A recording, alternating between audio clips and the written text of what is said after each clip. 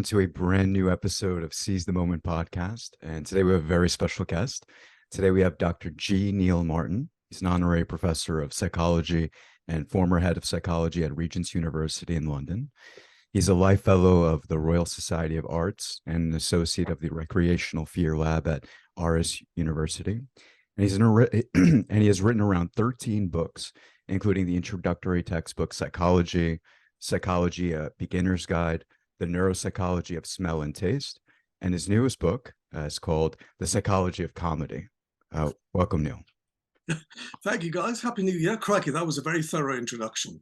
You sure you're not a private detective?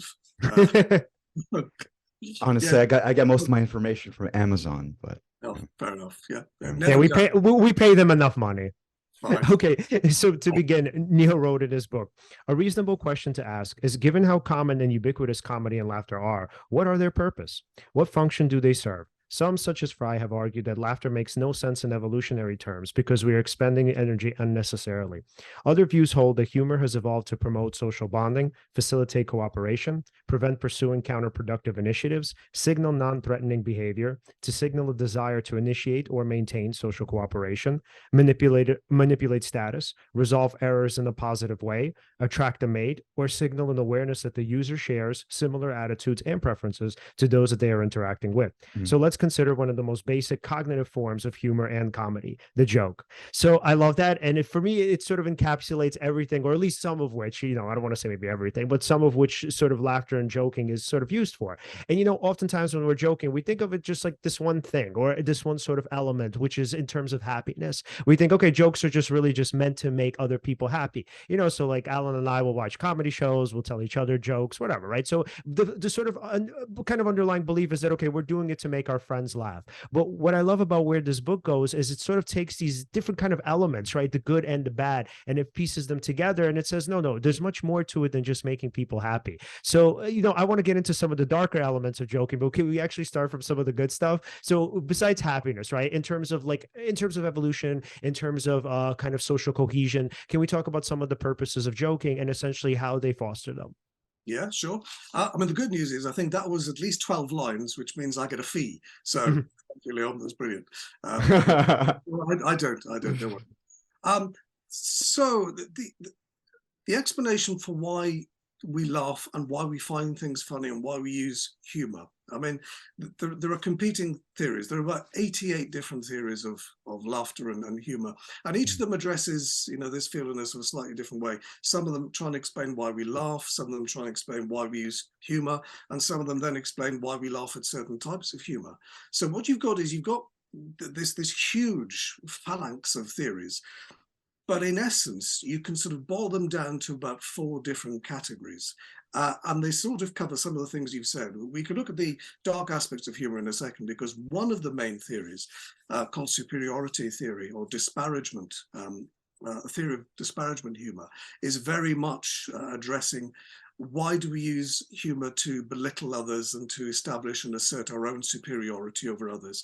And it is one of the oldest theories of humor and laughter. It was originally proposed by Plato in Philebus and later Aristotle. They had some very caustic, noxious views about laughter and why people use laughter. And they argued that we use humor in order to separate us from an out group. So we use humor to establish our own presence, our own superiority, and to belittle and to minimize the importance of an outgroup or a minority. So at the core of it really is a very aggressive, spiteful, dominant approach to the use of humor. And you can see that working in a lot of comedy, and some would say most jokes, and all of satire. All of satire is designed to ridicule the vice and folly of the times. And it normally means ridiculing and minimizing and poking fun of somebody in a position of power or somebody who has control over you. So there are positives to superiority humor as well as the negatives. The negatives, of course, are we use humor in order to belittle, say, minorities. And if it's used in a prejudicial way. And the most common joke structure format, for this sort of that will illustrate this sort of this theory is, the typical structure where you have how do you get a X to do something?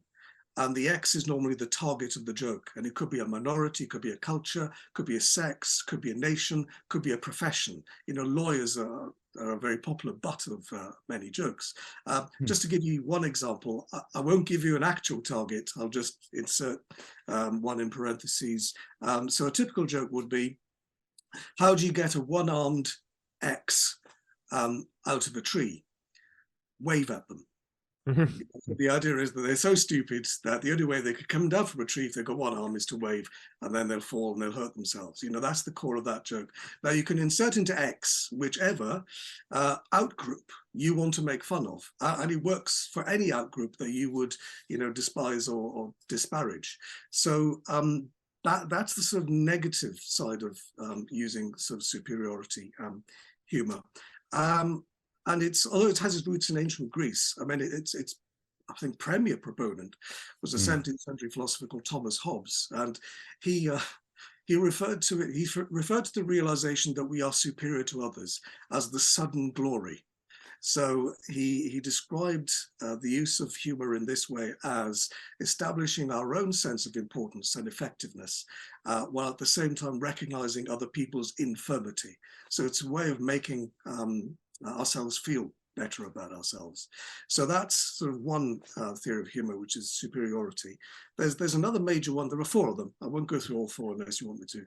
One involves Freud, so you could probably park that because it's. Well, we could go through them one at a time and then just focus on them. Yeah. So we're at superiority. Yeah. I was going to say it was largely nonsensical, the Freud stuff, but if you wanted to talk about Freud, I'll talk about Freud. Like Schadenfreude. Schadenfreude. Well done. Yeah, that's very good. Yeah. Let me just make a note of that one there. Thank you. I'll use that later in the lecture. So the second dominant theory is the incongruity theory. And this goes back to Cicero. And, Cicero said that we laugh at things when we see two things that don't necessarily go together.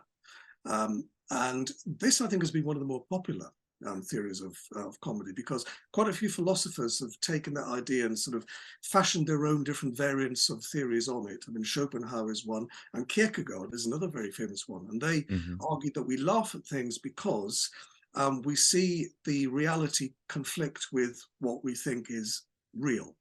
And because we've got that, paradox, then we find something funny because these two things don't go together very well. And there are loads of examples, of incongruity. I mean, a lot of comedies based on incongruity. Think of Monty Python, for example, or I suppose not some of the early American TV shows, but some of the, well, actually Airplane and Police Squad and Naked Gun make brilliant use of incongruity. Where you have people slapping nuns on a plane in Airplane. I mean, that's a brilliant example. Yeah, or surely you can't be serious, right? That is slightly more of a pun, which is a slightly different thing, which we could maybe talk about.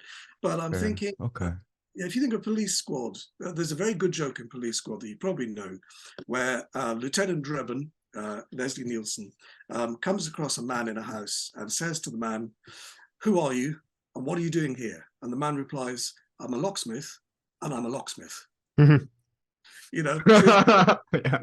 So it's incongruous because you think, oh, okay, that sort of makes sense, and why is he responding in this way?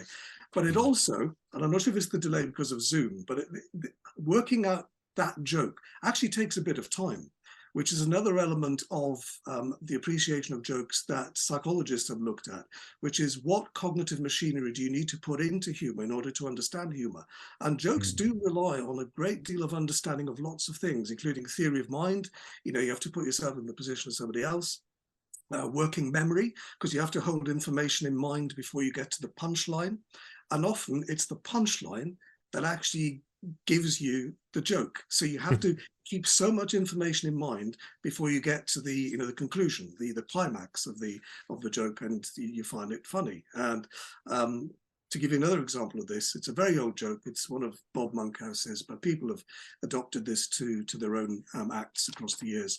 And it goes something like this. It's I want to die peacefully, like my grandfather in his sleep, not screaming and terrified like his passengers. That's good. Until you get to that last word, passengers, you don't know where this is going, because the first line, the predicate is fairly innocuous, very natural. Right. You want to die peacefully like your grandfather. Okay, that makes sense. Mhm. And then it gets a little bit weird with terrified and then screaming. And then, of course, at the end, you get the passengers. And that's when you get the jokes. You have to keep all of that in mind, understand all these people being mentioned. You have to know what a grandfather is. You have to know what screaming is. You have to know what passenger is. And then you have to get the joke. And that is, he's either in a train or he's in a bus. And the joke is, rather bleak and black at the end. So that's a segue into the cognitive mechanics of comedy. So incongruity. The example I often use in lectures is there's a cartoon by Pilbrow, and I mentioned it in the book. And the cartoon is this: you've got two firefighters, and they're in front of a cat with a tree stuck in its anus. And one firefighter says to the other firefighter, well, I suppose at least a tree up a cat makes a change, because normally you get a cat out of a tree rather than a tree out of a cat.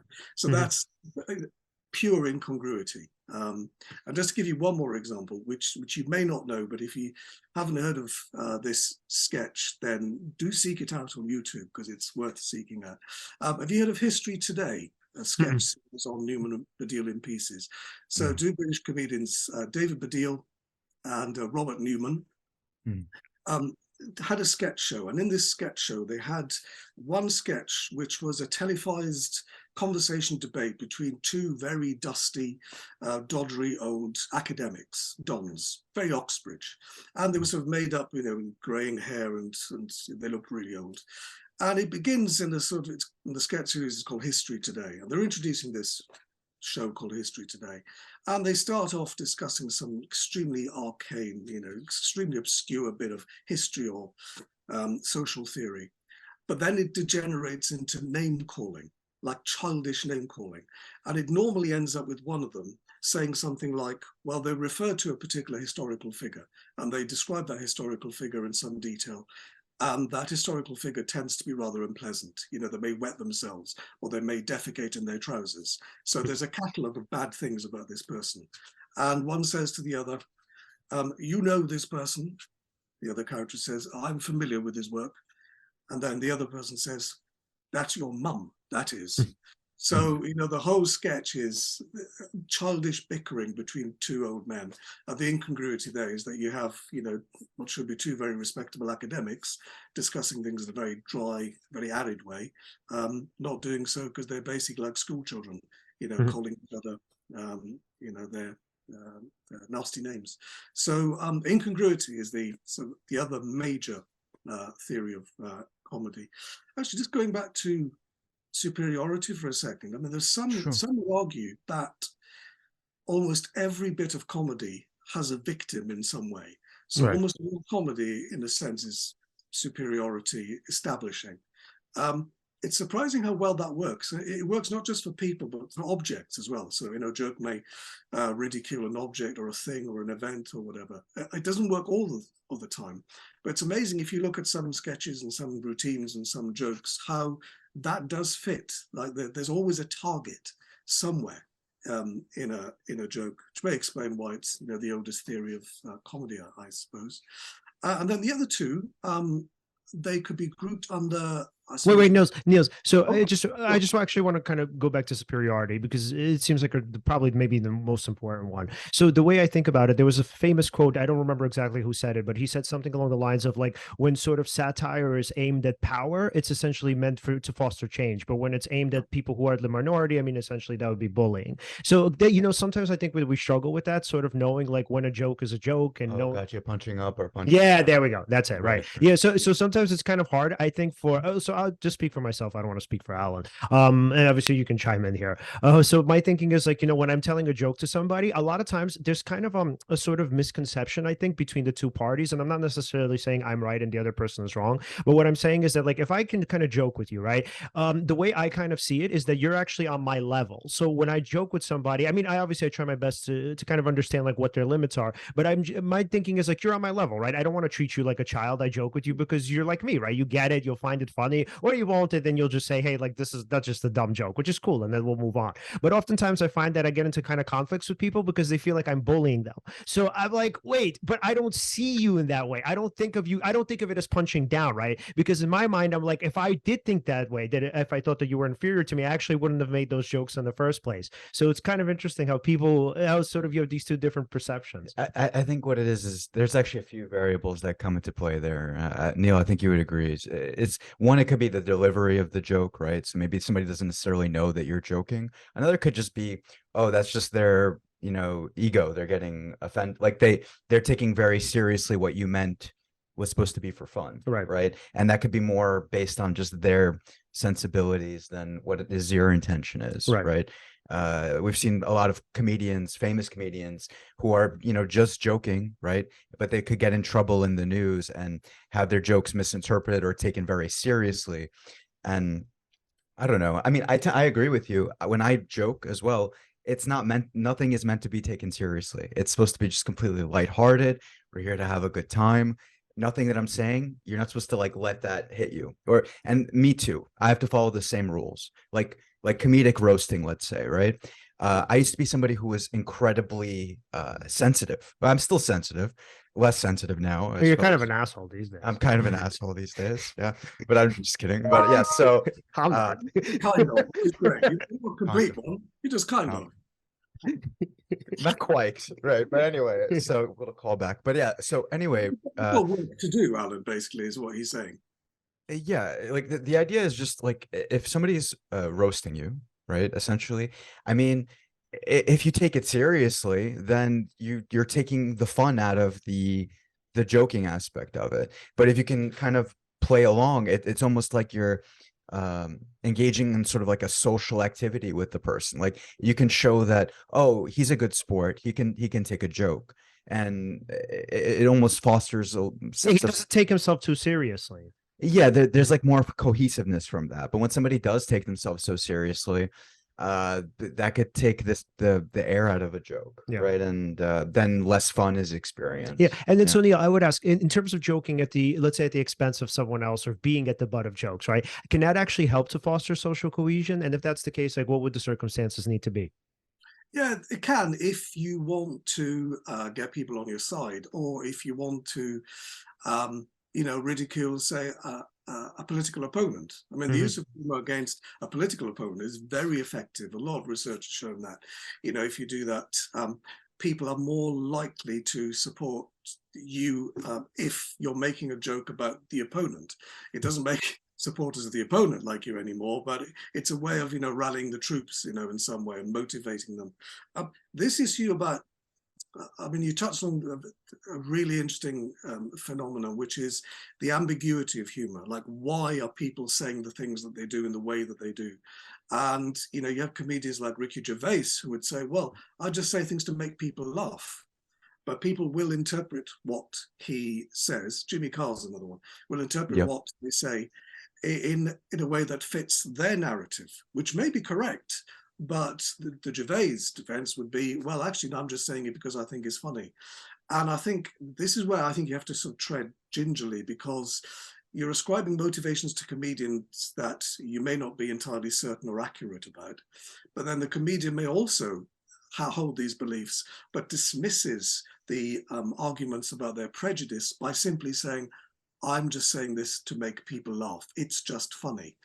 And there's always a kernel of truth, even in prejudicial disparagement humor. There's always something in there that makes people think, oh, there's an element of that is true.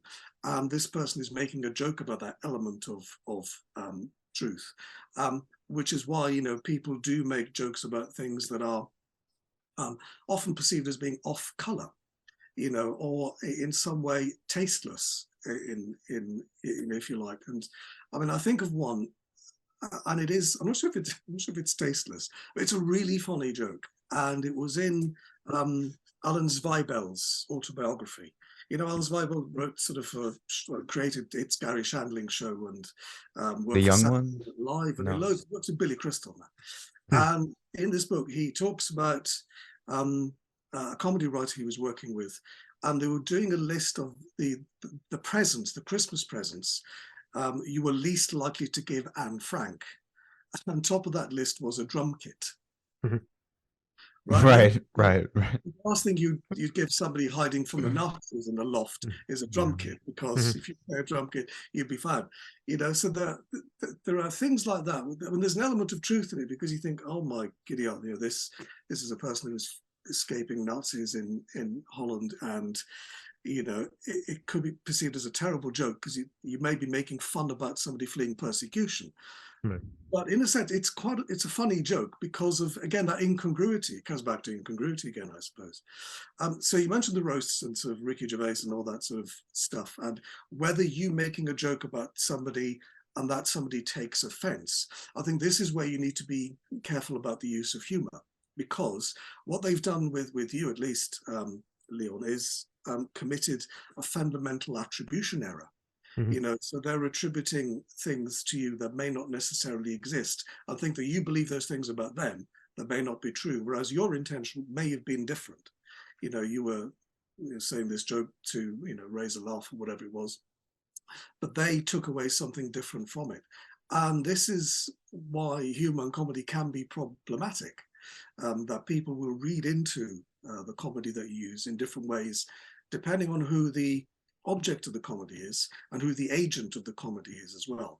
So if you heard a joke from, say, a well-known racist comedian, then you can probably be 99% sure that that joke is not meant in a positive, you know, supportive way. It is meant to demean an outgroup, whether it's, you know, a culture or a nation.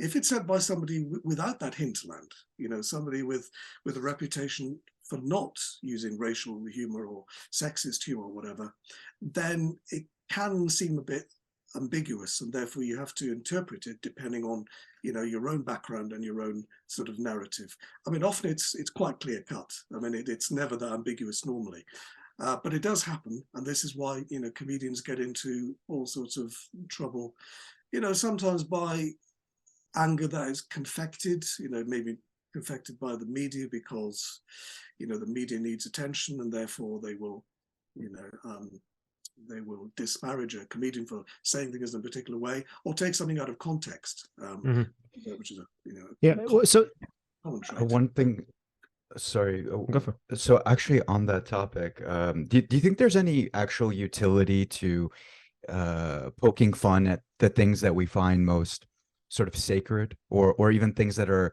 for example, like even in the Anne Frank example, right? I mean, you could argue that adding some lightness to a horrid situation may take the darkness out of it, so to speak. That might not be the comedian's intention, but you could argue that utility. Ooh, I actually have something to add to that. That's so interesting that you say that. So here's why. So what I was thinking, like, so we know how I just told the story about how, like, you know, kind of there's a difference between the way I perceive things and how the, you know, the person who's the butt of my joke perceives them. So sometimes what I do is I have a conversation with that person and I say something like, hey, when I'm making fun of this flaw, I want you to know that the way that I think of it is not anywhere near as severe as you think of it. So to me, it's a very minor flaw that I'm just picking at, because I'm like, it's just funny to me, right? It's a funny thing. I see the flaw and I'm like, oh, haha, right? So I try to tell the person it doesn't disqualify you in my mind. I'm not sort of trying to belittle you or make you feel bad about that flaw. All I'm doing is essentially trying to get you to see it as an insignificant thing, as I see it as an insignificant thing. So it's kind of like, I think what you're saying too, right? If you're taking this joke about, or you're making this joke about this really serious event, you're not trying to devalue it in the sense of telling people like, hey, you know, don't feel bad about it. But it's to say like, hey guys, we can kind of start to like tolerate it or live with this experience now. Right? Yes. Is that it? Okay. Yes. Yeah. Yeah, I think you're right. And it comes back to intention. Yeah. So what is the intention of the joke teller? And then it comes down to the interpretation of the receiver. And there are lots of things that could influence that, including their personality, their situation, their mental status, even what they've just been exposed to at the time. You know, they may have read some terrible story about some awful tragedy in the newspaper, and then you may make a joke about somebody being run over by a train, and they may take offense to that because they've literally read this horrible story about, you know, somebody being run over by a train. So this is, context is so important in this this context. With the sort of the Anne Frank joke, I mean, it's interesting because, you know, Zweigel himself is Jewish, but what I take from that is distance, because that event is at such a distance that you can rise above the horror of it. you know, the horror of the Holocaust, and make a joke. And I think that is what could be perceived as being difficult, because it's as if you're saying, well, you're making fun of a thing. Whereas if you genuinely thought about that thing, you probably wouldn't make a joke about it because of the horrific circumstances in which, you know, Anne Frank found herself in. So I think that distance gives us a sense of being able to use comedy, which if it was sort of nearer to that period, you know, the Second World War and the atrocities and so on, then that joke would not have been as funny. That said, though, I mean, even in the Second World War, you know, a lot of soldiers would engage in gallows humor. On, you know, both sides, both the Allies and the Nazi side, and it was a means of, you know, what's called emotional anesthesia. You know, way of coping with it. I mean, the horror, the atrocity. You know, you're having your friends and colleagues, you know, being bulleted, having their limbs maimed, having their heads blown. Let alone all the other, you know, well-known atrocities that we're very familiar with in terms of extermination and so on. So it was using humor as a means of coping, you know, in that sense. And the Anne Frank joke is completely divorced from coping. But I think it does show, you know, if with distance, you can make jokes about things that you necessarily wouldn't have been able to have made jokes about before, I think. Are you aware of a... Oh, sorry. Sorry, I was going to say, Alan, just because you were talking about, you know, using humor in like a social context and somebody maybe taking offense, maybe out of turn because you didn't mean offense. Okay. It also comes down to one of the uses of several of the uses of humor in day-to-day life, because evolutionary psychologists have argued that there are at least 8 or 9 different reasons why we use humor and laughter, more importantly, in social contexts, like, you know, when we talk to each other, you know, and they're various, but there's what you might regard as typical. So it's to put people at ease, or to want people to like you, or to sort of oil this, you know, the machinery of social engagement, or to be not perceived as a threat. We use humor sometimes to break the ice, to make people like us, but also to make people think, well, look, you know, if you talk to me, you're going to be talking to a very reasonable, sensible, approachable person, and not some absolute, you know, lunatic and some wingnut that you should run a mile away from. And if you look at the research on conversations, it's interesting because there was one study that looked at the number of humor attempts in conversations in discussion groups. And what they found was there were at least 13 attempts at humor in a typical conversation. And each person would make at least 2 attempts, you know, to, you know, either say something funny or to crack a joke. And these attempts would be more common at the beginning of a discussion and at the end. So these, you know, humorous interjections sort of bookended maybe what was the more serious discussion in the middle.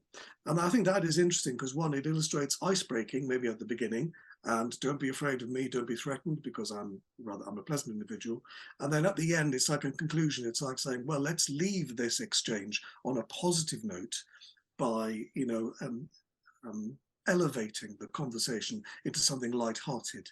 And I think that sort of research is interesting, you know, our use of humor in groups. But going back an hour ago, you asked me that question. It depends on your intention and the interpretation of the other person. And often that interpretation could be wrong of what your intention actually is. And that's why you have to be careful with, you know, when you joke and who you joke to. Yeah, know your audience, yeah. Know your audience. There you just summarized what I've been going on in that. So thank you. My work is done. Thank you, gents. What were you going to say? Right. Yes. Oh, well, now since we're actually here in this room, I'll keep to it. I was going to ask something different, but actually, yeah, in the context of a lecture, or I suppose like a teacher teaching a class, would you say that using comedy would definitely help maybe the students or the audience in general to sort of appreciate or listen more attentively to the lecturer or teacher? Does that actually do anything? Does it make them take the teacher less serious? Yeah, actually a couple of things, Alan. One, that is a brilliant question, because there is some research on it, so I can tell you what the research says. Secondly, I'm really curious to know what you were going to ask before that question. Oh, okay, fair enough. All right, so I'm curious, are you aware of Alan Watts by any chance? He's he's a Eastern philosopher. He brought from the UK. He brought Eastern philosophy to the United States, and he did this lecture. It's called The Joker. It's like a 3-hour long lecture. It's on YouTube. It's from the 60s and all Oh, that. that's not even the film, and the film is terrible. Okay. Yeah. Unlike the film though, no, so he's great. He's great. So there's this one thing he talks about this concept or something called the role of the fool. Like kind of like a king who had a jester and the role that jester would play in the king's court. So I had a quote, and I guess I'll begin to read it. But so it says here, so the worst kind of criticism is the one who pokes fun. The Joker doesn't outrightly deride things. He's not a slapstick comedian. He gives people the giggles about things they thought were terribly sacred, and that is extremely demoralizing. The fool's standpoint is that all social institutions are games. He sees the whole world as game playing. That's why when people take their game seriously and take on stern and pious expressions, the fool gets the giggles because he knows that it is all a game, not a mere game or mere entertainment, but it's also not frivolous. So that last part is not necessarily relevant, but the idea is, I found it very interesting that is kind of the function of the comedian in our society too, No, to poke fun. Yeah. That's the key of satire. It's pricking pomposity. It's looking at some ludicrous artificial context, realizing how ludicrous and artificial it is, whereas people around that context take it very seriously. But you can see how ridiculous it sometimes can be. And whether it's presidents or your boss, sometimes that's the role of the Joker in that context, is to maybe say things that the other people are too afraid or maybe too polite to say. And I mean, that sort of jester idea, I mean, it's flown through the history of comedy, especially from post 1500s, because up until about the 18th century, I mean, humor wasn't used in the way that we use it now. I mean, humor was used in a very disparaging way, in exactly that way. Like, the court's fool, the jester, is somebody to be belittled and to me they're not taken seriously. Why? Because they're a fool. The clue is in the name. When even Aristotle, referred to people who use humor as absolute fools. But then that shift changed, and then humor sort of pivoted to wit. And it was at that point in the sort of 19th, 20th century that humor and wit began to be seen as not things to be, themselves ridiculed and demeaned and not taken seriously, but were regarded as being actually the apogee of intelligence and of intellect, and worthy of respect. So it's interesting how our view of comedy, has shifted throughout history, and the jester is a very sort of big part of that. Going back to your lecture points. There was a study, I think it was at the University of Massachusetts, which found that about 80% of lectures included some form of humorous content. And it was usually, and I think they looked at how frequently humor was used as well, throughout, say, the course of an hour lecture. And they found that there were at least 2 or 3 attempts at humor per minute. In one of those lectures. Now, the research on it is very interesting. The research suggests that if you make a lecture entertaining and engaging, students are more engaged. And that's a good thing, you might argue. There's another point of view that says, well, lectures aren't about entertainment. They're about transmitting information and helping people, teaching people to learn things. And sometimes that is not easily or effectively done by means of humor. So there's that view as well. So then you ask, well, what is then the effect of humor on their learning? So they may enjoy the lecture more, but do they learn more? The research on it is very sparse, but there was one very interesting study. There was a study of one term of statistics and introductory psychology, where one group of students was taught that course with added humor. You can imagine what the sort of humor would be, given this is an academic study. But anyway, and another group didn't have any of that sort of humorous introduction. And then they sort of, they sat an exam, the students sat an exam at the end of the term. And what the researchers found was that those in the humor condition actually performed better Hmm. in the exam at the end. But this research is very rare. I mean, there's not much work on it. There is some work that suggests that adding humor to something makes something memorable. So you can remember things better because they're funny. And one of the best real life examples of this is adverts. So adverts to help you sell things, a lot of the memorable ones are normally quite funny because there's a joke or it's based on a sketch or whatever. And then there's the sort of issue of whether a student thinks that the tutor shares the same interests and personality. And we did some work on this with colleagues at University College London. I mean, the idea is called homophily, which you probably know, and that is we're attracted to people like us. And, if people have the same interest as us, then we're more likely to like them and so on. Yep. And what we found was that students did prefer lecturers who were very similar to themselves in terms of extroversion and openness to experience, but they didn't like tutors who were high in what's called neuroticism. Lecturers who were quite anxious and quite anxiety prone and so worried a lot. So the students do like lecturers who are like themselves unless they're neurotic, which is interesting. They also don't like, or they appreciate less lecturers that use disparaging humor that is irrelevant. And that's the other key thing. So lots of studies have found that you can use humor and that humor can have beneficial effects on learning, but the humor has to be relevant to the topic. So it can't be irrelevant. So you can't reel off an amusing anecdote about a dinner that you had somewhere and it's unrelated to the topic of the lecture that you're giving. So the research does suggest that if you use humor judiciously and wisely and appropriately, then it can help learning.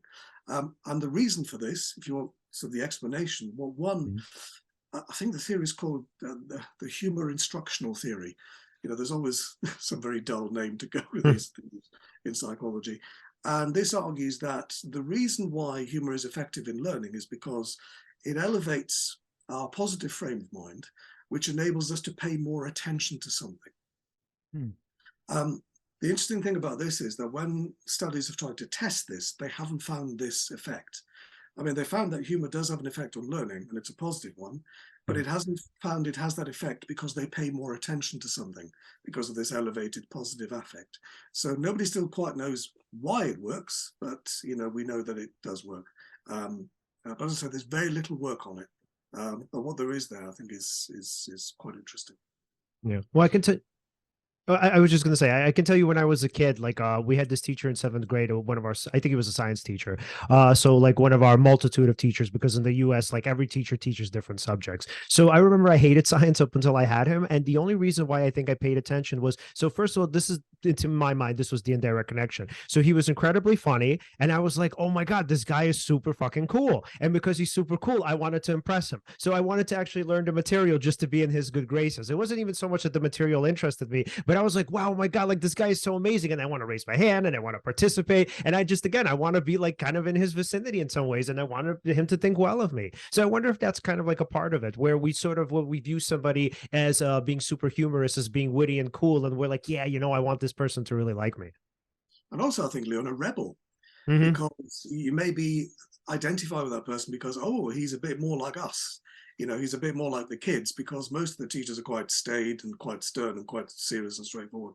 But this is a person who sort of stretches the boundaries of social interaction by, saying things in a way that other teachers don't. And I think you're absolutely right. It makes things more memorable. And I wonder if, I'm not sure whether, most of your teachers were like that, but if you had a couple of teachers who were like that, they are more memorable. Yeah. Because as a child, you're distracted by things that amuse you. It's not dull. And when you're a child, you need things that are not dull to keep you engaged. So I think as a child, that does work.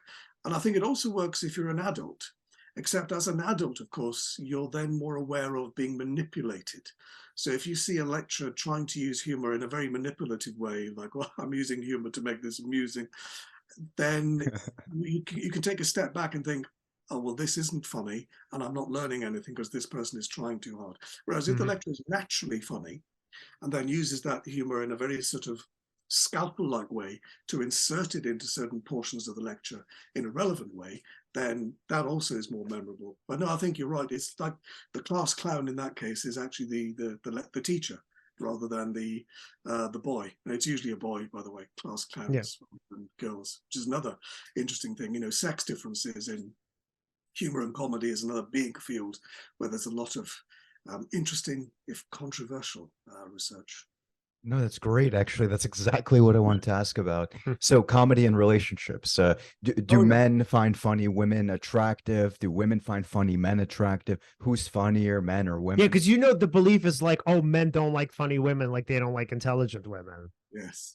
Mhm. Well, you know, I talked about homophily earlier. I mean, it's the research on this is interesting. The research on married couples or people in long-term relationships has shown that if they can make themselves laugh, the partners can make themselves laugh, then the relationship is stronger than those relationships in which that doesn't happen. So there is, you know, humor is comedy and laughter can be used as a form of social glue in those sort of romantic relationships. So sex differences in humor and comedy. I mean, it's an interesting topic because, and I say it's controversial, I think it's controversial because the evidence is almost uniform. And what I mean by that is this: if you undertake any study and you ask people who is the funnier and who produces more humor or comedy, the results are always the same. Whether you ask a man or a woman or a boy or a girl, it's usually men and boys. So men and boys are rated as being funnier, even by women.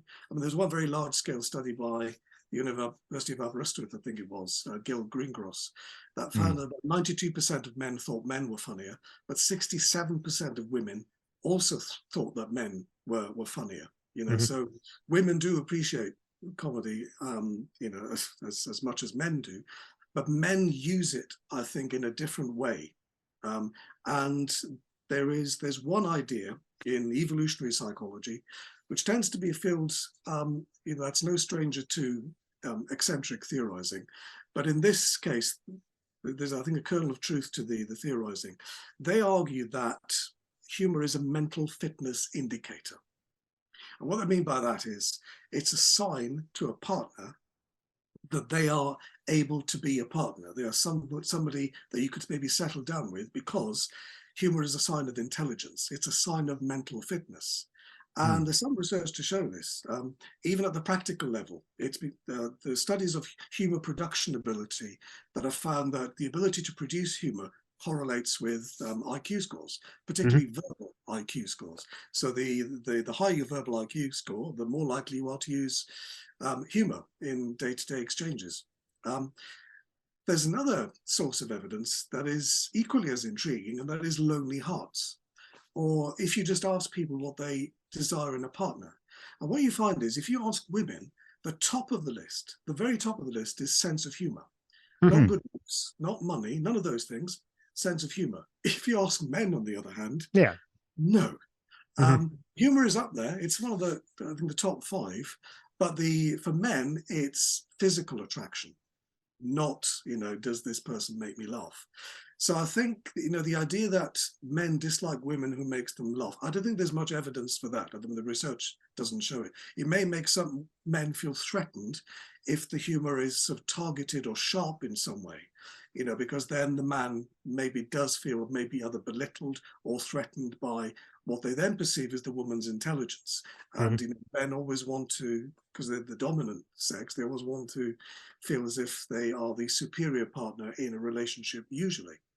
But what's interesting is that women tend to prioritize or prefer non-physical attributes, such as a sense of humor, which is maybe why men use this as a competition strategy. So we'll try and make, you know, a partner laugh. And I'm focusing on men and women. I mean, this excludes, you know, quite a big substantial minority of the population, which is, you know, people who are binary or people who are trans, homosexual, lesbian, gay, and so on, where the research is limited. I mean, there's hardly any research on humor in those groups. But with heterosexual men and women, I mean, that data is almost uniform, and that is women admire humor more than they do physical attributes, whereas men show the opposite pattern.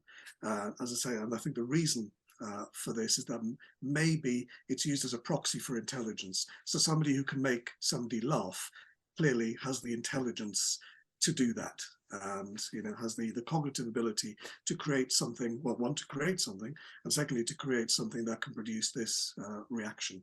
So the research on sex differences is really interesting, but tends to be uniform. I mean, that of course.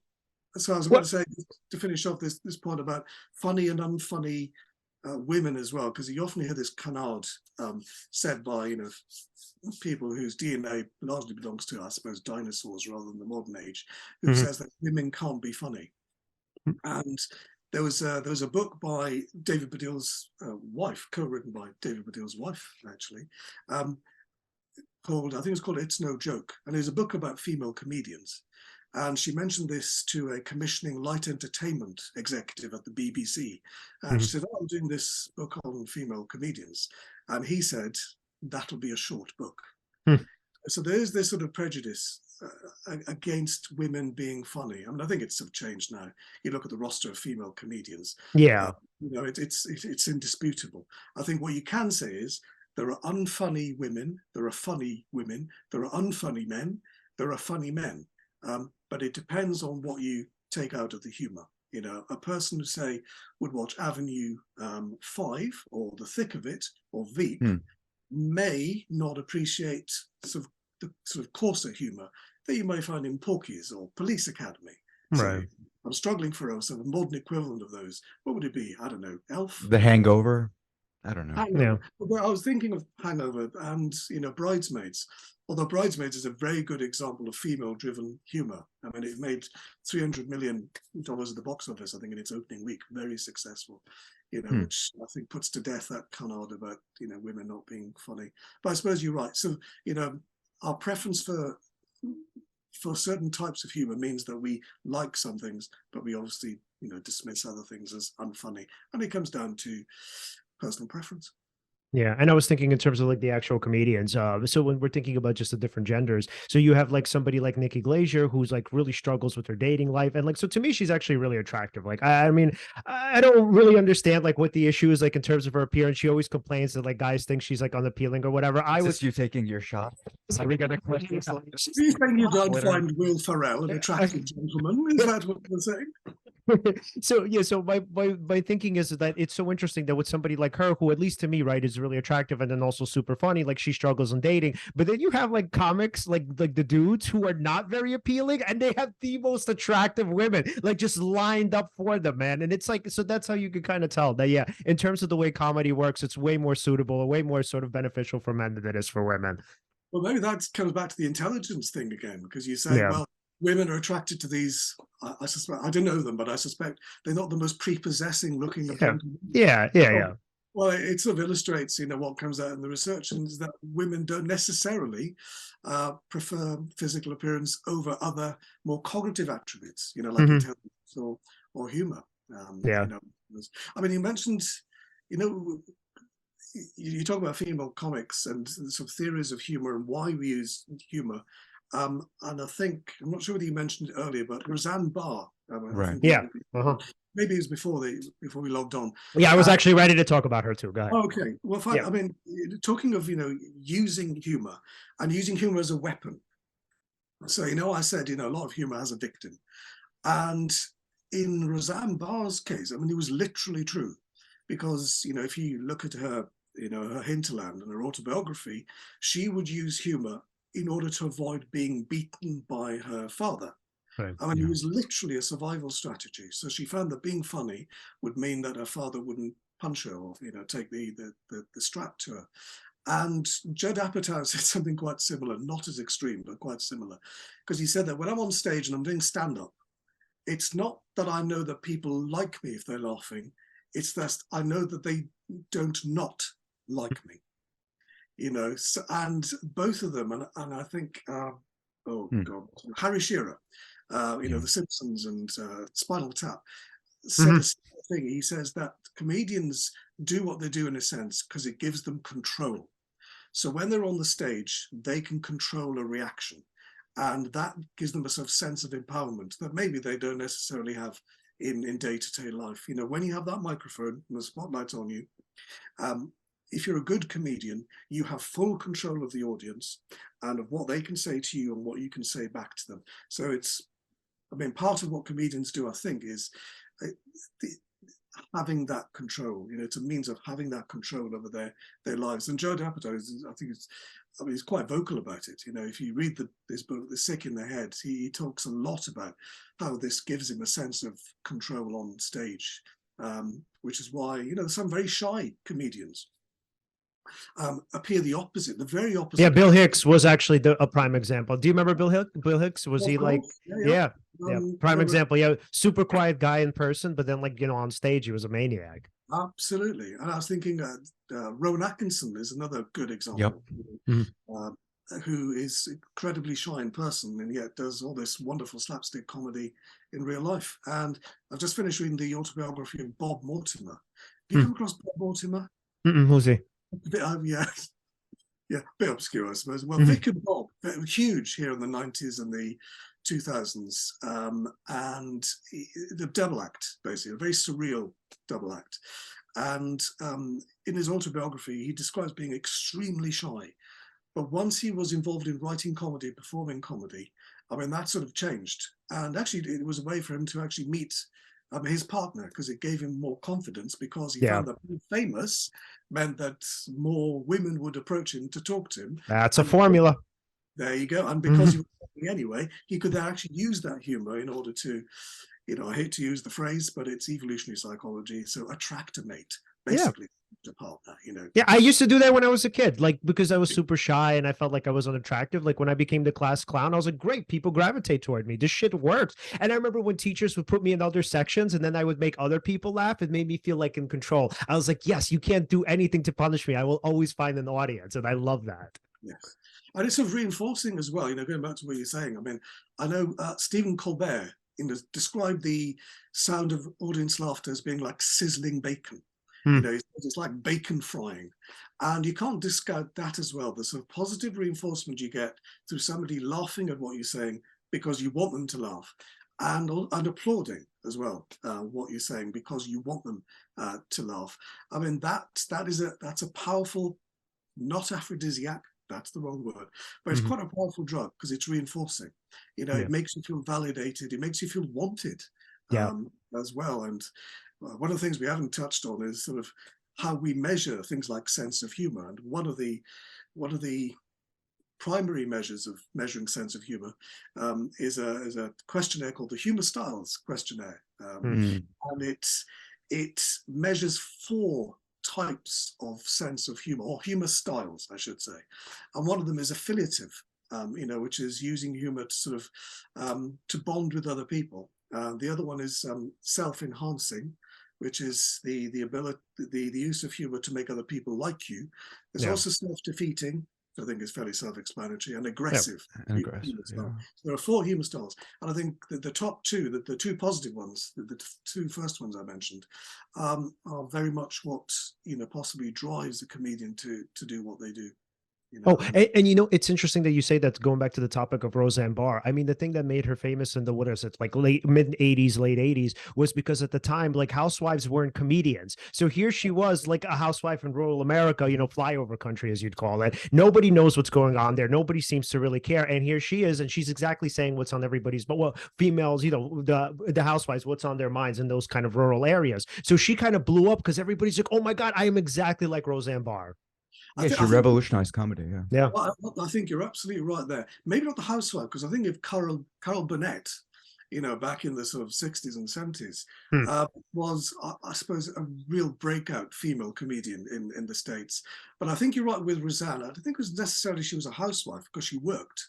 I think what you had there was, you had a character who was, I mean, in the US, you call them blue-collar workers, or the middle class. And here we'd call them working class. You know, you saw somebody in a sitcom that we've never had seen in a sitcom before. A bit like Archie's Bunker, I suppose, in a way.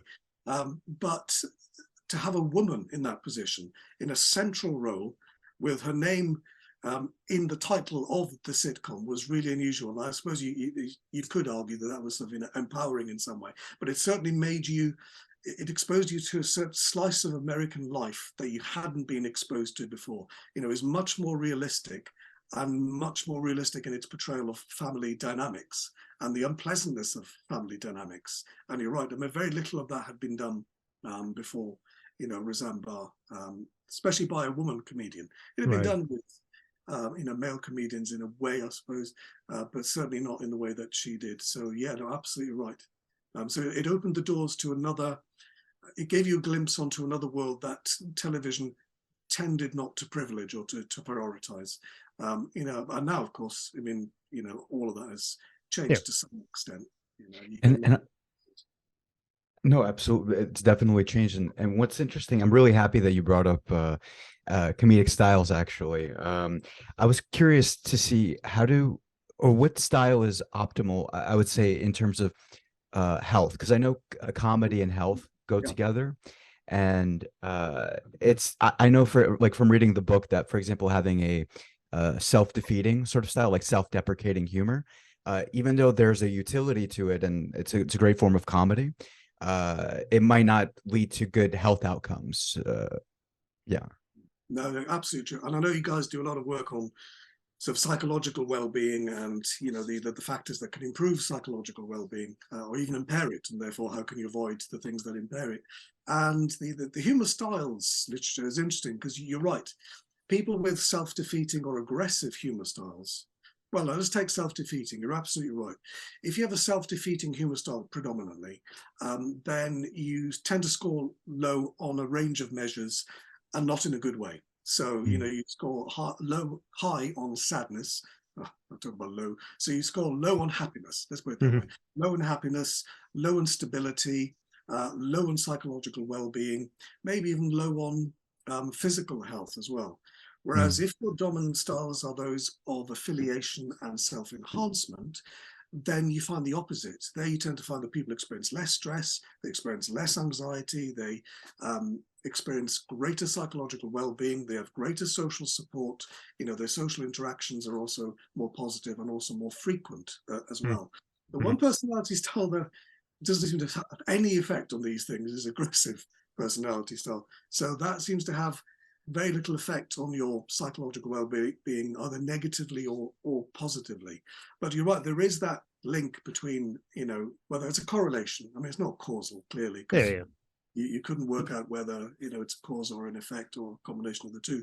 But there is a correlation definitely between scoring high on those two humor styles and having a positive psychological sense of self and having great psychological well-being. Now, I suppose the question is, well, do you just have those styles? I mean, how did they develop? How did you get to this point that you are so equanimous and well-balanced and all the rest of it? And if it was a natural thing, okay, but if it isn't, and you were taught maybe to develop these styles, how could you be taught them? Maybe to produce these other knock-on positive effects, which is, you know, having psychological well-being. So maybe it's a case, if you take self-defeating, nobody's done this, by the way, but if you took somebody with a self-defeating humor style and they wanted to change that, because that's the important thing. I mean, they may be like this dispositionally, and they may be quite happy being self-defeating, regardless of the consequences negatively for their behavior. But say they wanted to change. Well, how would you change the self-defeating style into one that's more affiliative or, you know, self-enhancing? Nobody's tried to do that, probably for good reason. But it's, but so that's the research on humor styles and well-being. And then if you think of psychotherapy, just was there's another context where you may think humor may be appropriate, but most people think isn't. There's very little research on it, first of all. I use it a lot in my session. So do you? My patients seem to love it. Yeah. So if we can't joke, they just, they actually don't like that. Yeah. So some of them have even told me, they're like, I don't like the seriousness of it, or when it's like too serious. Yeah. In long periods, because they're like, I'm in my head all day. Like, I don't need to kind of pay for this, like to bring this in and just have like this kind of dreary session the entire time. So obviously, I mean, this is kind of like bits and pieces. I mean, it's not, the point is not to just, you know, kind of mock and deride and then, you know, kind of like a mask, right? Important feelings. But the idea is like, once in a while injecting humor probably is pretty helpful. Yeah, and I think you're right, and also in terms of how you do it as well. Yeah. So it comes back to the use of humor in learning thing again. Yeah. As long as the humor and the lightheartedness is judicious, Yeah. and it's used appropriately, then I think then it could be beneficial. You can be quite depressed by this though, Leon, so bear with me. Cover your ears. Actually, cover your ears. Let's talk to Alan. The research does not support your point of view, which doesn't mean to say you're not right, clearly, right? Yeah, well, shoot. Yeah, I want to hear it. But there's very little research on it, which is, you know, why you regard this research with kid gloves, so treat it circumspectly. So what they've done is they've either asked patients about their own experience with their therapist and therapists who use humor, or they've shown participants video clips of a therapist with a client, and the therapist either uses humor or doesn't. In both of those cases, the people who watch the video clip prefer the humorous therapist less, would not want to recruit the services of that therapist. And then with the clients who had a therapist who were humorous, again, they were less disposed to that therapist. You get the opposite pattern. Again, this is based on 2 studies, right? So read into that, you know, what you will.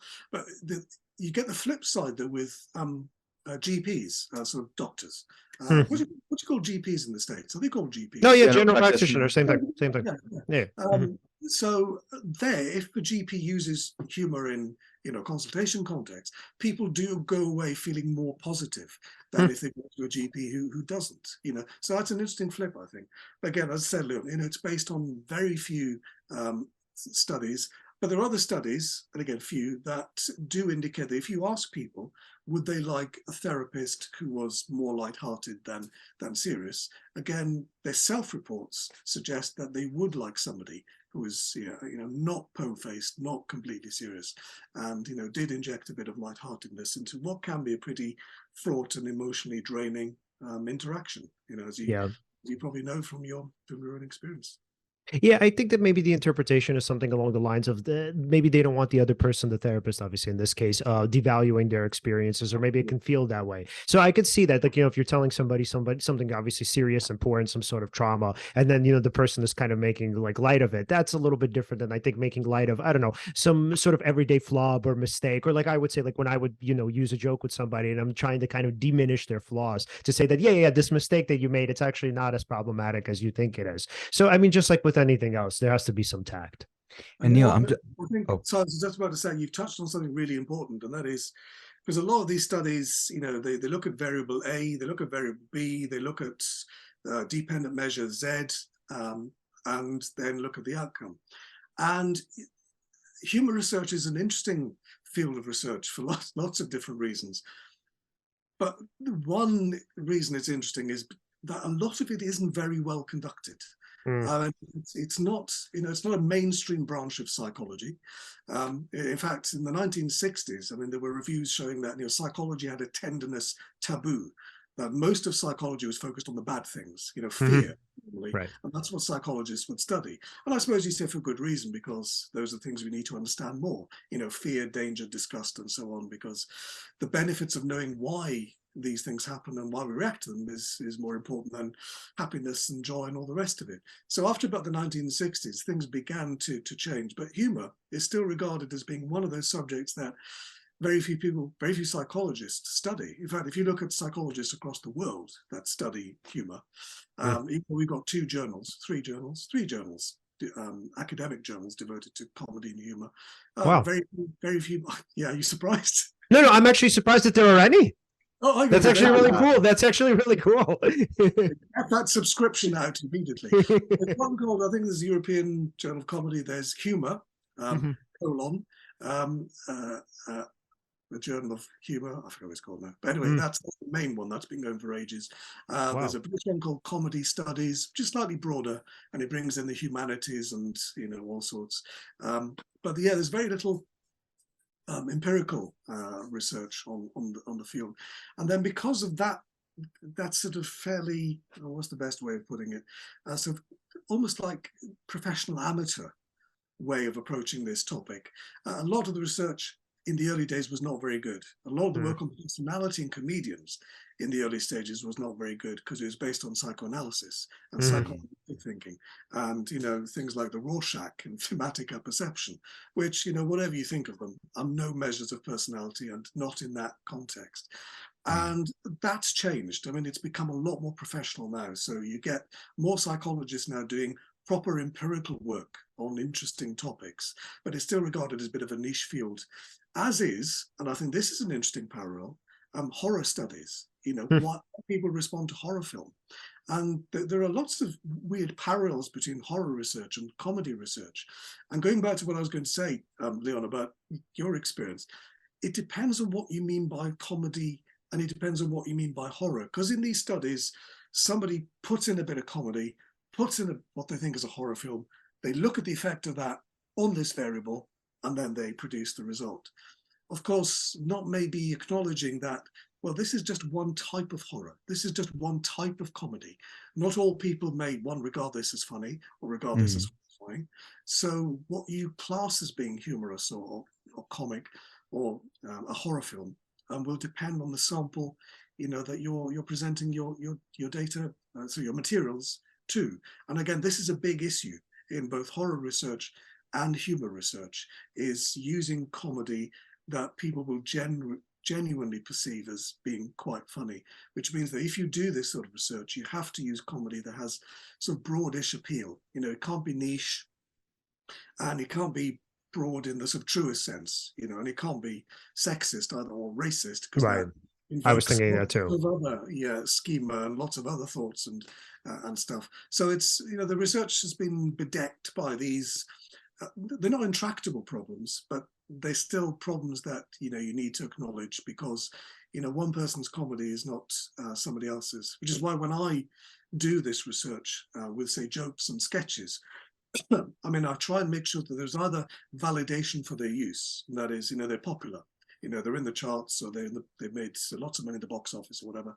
Or if they're jokes, then you make sure that a pilot study rates them beforehand, and then you take the funniest jokes that pilot group has chosen, because then you can more or less guarantee that your sample, by and large, may find those jokes funny, and about 10% won't, because there are so many individual differences in our response to humor, and no one person will find, no one joke will be found funny by everybody.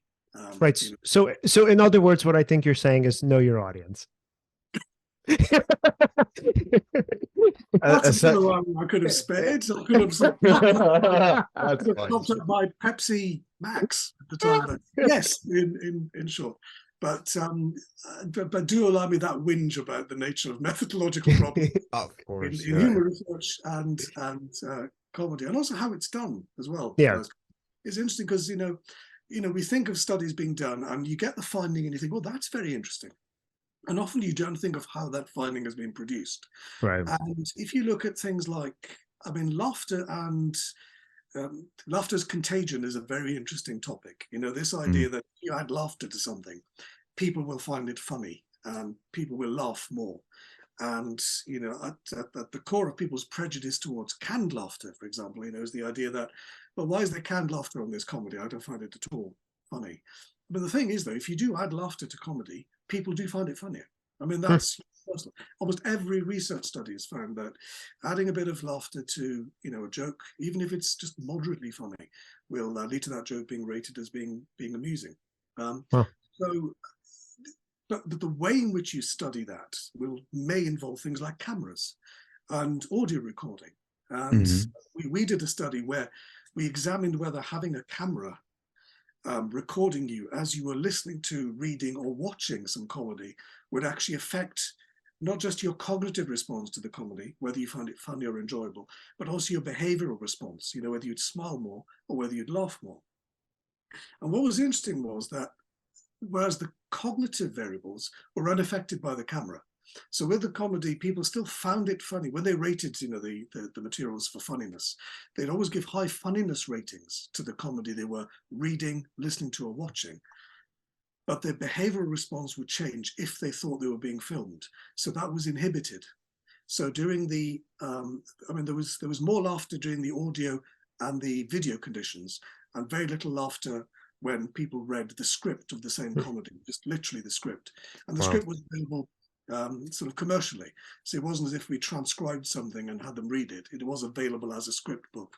But we found that when they were listened and when they watched the comedy and they had the camera in front of them, then they would laugh less, not necessarily smile less, but they would certainly laugh less.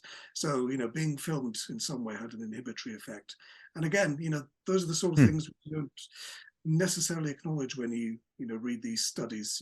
How did this person find this finding? What did they do, and what things could have affected how people laughed when they were taking part in this study. Yeah. Oh. Contagion. The use of laughter in comedy is another fascinating sort of area. That was my undergraduate thesis. Oh. Because there was a big debate at the time about whether men and women responded to laughter differently. Again, going back to the sex difference. Some studies had said that girls and women would laugh more if there was laughter accompanying a piece of comedy, whereas men didn't. But women and men would still give the same funniness rating. So behaviorally, women behave differently. Women behave differently, whereas the men were slightly more inhibited. So but the research again had so many methodological problems. Sometimes they'd have the experimenter telling the jokes. Now, guys, you've been to university, yes? You've been to college. Right? Now, apart from that one teacher that you mentioned, Leon, who was a cracking, funny guy, most of them, you wouldn't really put on stage at John Leur's or the Comedy Cellar because, the delivery is not the best, right? So you had things like this, the experimenter telling the jokes. So what I decided to do was I took a topical radio comedy show at the time, and I took out the short sketches and one-liners accompanied by the greatest live audience laughter in that show. And so I created 2 sets of stimuli, one with the sketches and the jokes with the laughter on, and one with the laughter taken off with gaps where the laughter should have been. And then asked groups of men and women to rate the comedy as I recorded them with a camera and an audio device, but with a camera they couldn't see. So there was like a 2-way mirror, but the camera was behind the 2-way mirror. So they knew they were being recorded, but they couldn't see the camera, which I think would help them, enjoy the comedy more. And what we found was that the audience laughter made people laugh more and smile more. And they also found the comedy funnier and more enjoyable, but there was no sex difference. So both men and women laughed more, and they also found the comedy funnier in the presence of audience laughter. And my theory for that was that the laughter acted as some sort of attentional marker. It was drawing your attention to the fact that this thing you've just heard is funny, and therefore you might find it funny too, and people laugh to it, and therefore you might laugh as well.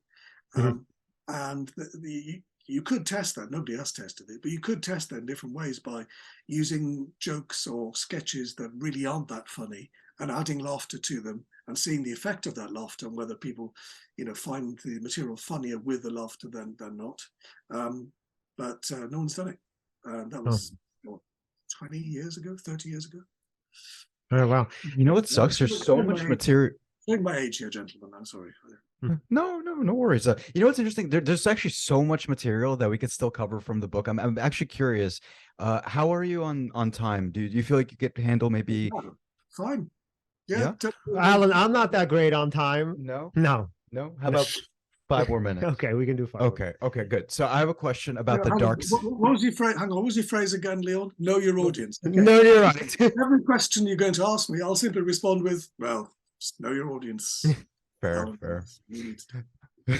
So out of curiosity for the dark side of humor, right? And so I'm curious how that relates to the dark tetrad, and also maybe if you could speak on what the dark tetrad is as well. Yeah, sure. The dark tetrad is sort of interesting. It was, well, in psychology, psychology is an interesting history in terms of studying personality. And the current thinking in psychology is that our personality is made up of 5 dimensions. Each dimension is a continuum, so you're more or less on these. It's called the ocean model because it refers to openness to experience. Let me see if I get this right. Openness to experience, conscientiousness, extroversion, agreeableness, and neuroticism. Yes, spoken like a So that's the dominant theorizing in psychology at the moment. So back in, I think it was around about 2002, Paulus and Williams proposed that in addition to these, there were sort of slightly darker personality traits, and they called it originally the dark triad. Mhm. The dark triad would reflect, the darker aspects of personality, like psychopathy, Machiavellianism, and narcissism. And I think at least one of those is self-explanatory. So narcissism is, having a high sense of ego, self-identity, self-worth, thinking you're more important than others, wanting to be the center of attention all the time, in an extreme way. I mean, these are pathological traits. Right. Machiavellianism is somebody who is very manipulative and underhand and tries to get people to behave in a way that would benefit them, named after Niccolo Machiavelli and, the Black Prince. And then psychopathy. Psychopathy is much more interesting because this is a clinical concept that's been used in different ways. And psychopathy refers to a disposition or a set of traits that describes somebody who is remorseless, guiltless, very manipulative, lacking in empathy, but also considerably charming. So psychopaths, genuine psychopaths, for example, can come across as being quite normal individuals, except they are completely violent and murderous. I mean, they would think nothing about killing you or causing you harm. But ostensibly, they are very charming, very plausible, but they're very good at identifying your own weaknesses. Right. And they're also very keen on eye contact. So you find that psychopaths tend to maintain eye contact for slightly too long. So that's one way to a psychopath. I'm not sure whether I should say this to you. I did used to work with somebody who used to maintain eye contact for much longer than this person should have, and it was a really odd experience. So when I give a lecture on the neuropsychology of psychopathy, like, do the brains of psychopaths differ from those of non-psychopaths? And I exemplify this by going to somebody in the audience and just talking to them and maintaining eye contact constantly. And if you do that, it's really awkward. I mean, the person just wants to look away. And anyway, that's one feature of the psychopath, going down a sort of psychopathic garden path here, psycho-garden pathing. So that's what a psychopath is. So those are the dark, that's the dark triad. And then they added a few years later sadism to make it the dark tetrad, and sadism is taking pleasure out of somebody else's misfortune, right, psychological or physical, and enjoying inflicting pain on somebody else and deriving enjoyment from that. And there's been some research on whether those personality traits correlate with certain humor styles.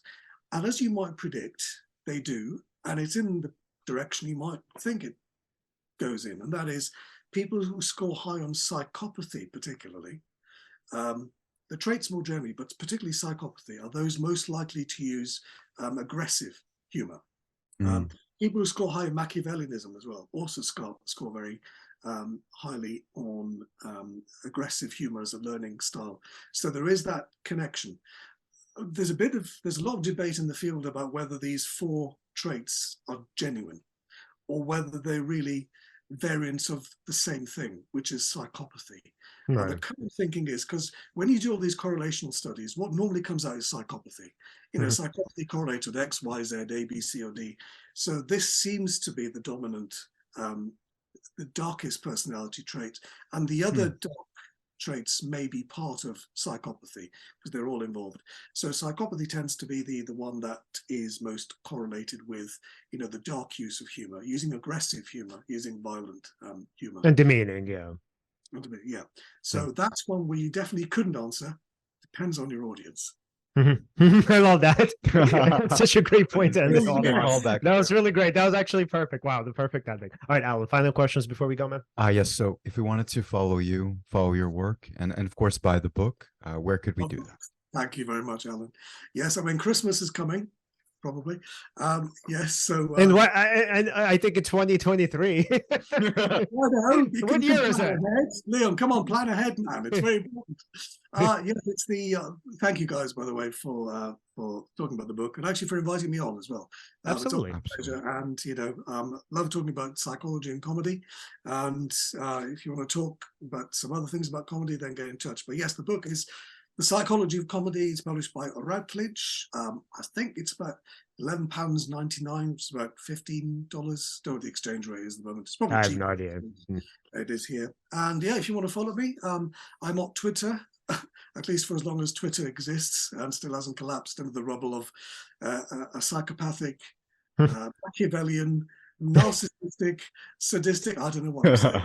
As long as it still exists, I'm there at that Neil Martin, NeilMartin. So if you want to get in touch with me, follow me, then do. It's quite a ride.